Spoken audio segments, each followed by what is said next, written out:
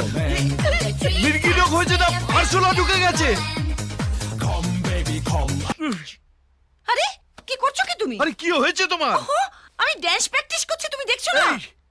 এই বয়সে দুষ্টুমি করে না মা। কিছু হয়ে গেলে আমার খরচ বাড়বে। আরে আমার কিছু হবে না। আমি তোমার কথা বলিনি, মেজের টাইলসের কথা বলছি। আমরা এখন কলকাতার লোক, আমাদের একটু স্টাইলে থাকতে হবে না? তোমার অফিসের অফিসার গুলো কি সুন্দর স্টাইলে থাকে, আর তুমি আদিকালের একটা ধুতি পাঞ্জাবি পরে হেলাল করে ঘুরে বেড়াচ্ছ। খাঁটি বাঙালি, কোনো কথা হবে না। শোনো, আমি বহু বছর গ্রামে বারবত করেছি, এইবার আমি অন্য কিছু করব। সে তো নিজের চোখে দেখতেই পাচ্ছি। টাট্টু ঘোড়ার পিঠে চড়েছো, এবার লাট্টুর মতো ঘুরবে, তারপরে মুখ থুবড়ে পড়বে। এরপরে তোমার এই ফলস দাঁতগুলো আর পাওয়া যাবে না। বলে যা, আমার ফলস দাঁত, নিজের দাঁত কপাটি দেখো।